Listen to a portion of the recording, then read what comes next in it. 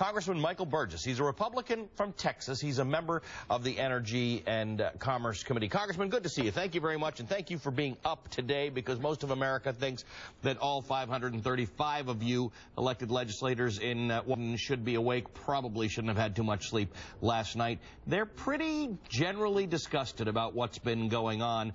Give us some hope. Give us some reason not to be entirely disgusted that in 517 days of knowing this day was coming, we are down to the wire. You know, and if I sound optimistic, I guess the markets respond. So that's a lot of power that you've given me here this morning in this secure location in Washington, D.C. Well, good morning to you all, and I hope you have a good new year. This is, this deadline that we're up upon is a little different from some other deadlines. It's not quite the hard break. Now, look, you've got a lot of difficulties ahead. We've got the fiscal cliff in January, the debt limit in February, the appropriation lapse or the continuing resolution in March. So I know people are tired of this story, but it's not really going away anytime soon. There will be other iterations that will play out literally through the first half of this year.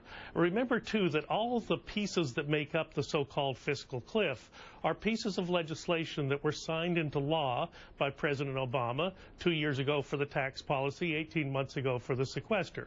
So, yeah, it's well and good to say that the Congress has been aware, but the President has been aware. And the President really, up until just the last 24 hours, really hasn't gotten engaged. And to tell you the truth, you don't really feel his engagement here on Capitol Hill. Not like you have in some other areas where this president has gotten engaged. And certainly I served with President George Bush, and when he got engaged, you knew there was presidential engagement occurring. Let me ask you, Congressman, because I know, I mean, look, the criticism from your party about the president and his leadership on this is well documented. Let's talk about what's happening right now and what you would support, because you've still got this fight over raising taxes on the richest Americans, letting the Bush-era tax cuts expire, richest Americans. Would you support, as Summer's talking about on the Hill, to higher taxes for, say, people who make $450,000 a year or more, the very richest earners in America,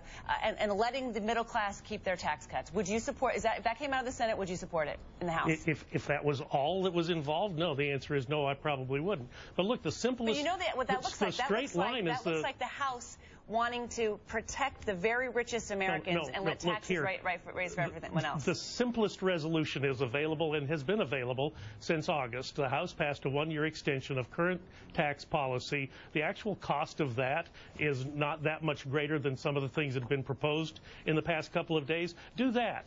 Let's take that time and get that fundamental tax reform that everybody in this country knows we need. And look, we're just tinkering around the edges right now, and it does become, you know, why do we want to punish success, for crying out loud? I mean, you guys in New York are successful, much more successful than a lot of us are in Texas, but we don't want to punish you for your success. We'd actually like to reward you for your success. Congressman, a week ago, there was a somewhat cynical plan put forward by John Boehner, the Plan B, the one that said, I don't know if this whole negotiation with the president thing is going to work out, so let's have a Plan B. 50 Republicans couldn't even get on side with that. Republicans couldn't get on side with the idea that people who earn more than $1 million a year will see their tax on the amount that they earn above $1 million a year go up by 4.6 percentage points. Who are the people in this country who will go to the wall and make taxes go up for everybody to protect the people who earn more than $1 million a year, seeing their taxes increase above $1 million a year by 4.6%. I don't think you can put this on Democrats, sir. These are hard-line conservative Republicans who didn't even let your leader take that to the floor for a vote. Well, he was the one that withdrew it from the floor. Because he might have gotten some Democratic votes. But the problem is not the tax policy. The problem is the spending activity. How did I know you were going to say that? The problem is revenue. Because it's obvious that if we don't fix the spending problem, we are in deep trouble. Sir. It's $1 trillion of a $4 trillion problem we're trying to solve. $1 trillion. The tax on the top 2% is $80 billion for this year. We spent that in the first 10 days of October. Sir, you can't start that's for this year. Everything we're talking about is over 10 years. That's how the conversation goes. So it's $80 trillion, $80 billion for this year, $85 billion. It's basically almost $1 trillion over 10 years. We're trying to deal with $4 trillion over 10 years. So we can't change the math to make it convenient and sound like you don't get any money from raising taxes on the rich. You absolutely do. Can you at least concede that point? No, the problem is you're not going to concede that point. Look, we can fiddle with the tax code all we want, and we haven't solved the problem. We were sent here to solve the problem. Right. The president maintains he won an election on his grounds, and I maintain I won an election on mine. I was not sent here to raise taxes on anyone. Top 2%, bottom 2%, any 2%. The fact of the matter is the federal government spends too much. You can't tell me that every dime out of it, that we can't save a dime out of every dollar that is spent in this government. I'm not telling you that. You're right.